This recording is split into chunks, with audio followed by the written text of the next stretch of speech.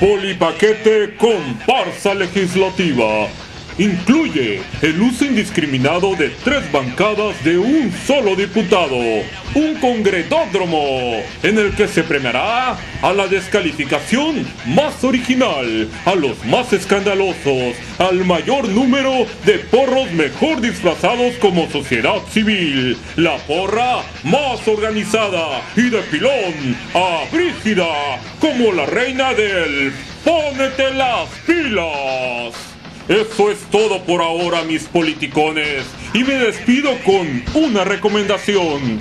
Si una candidatura quieres ganar, una asociación civil debes usar. Ese es un mensaje de su amigo Político.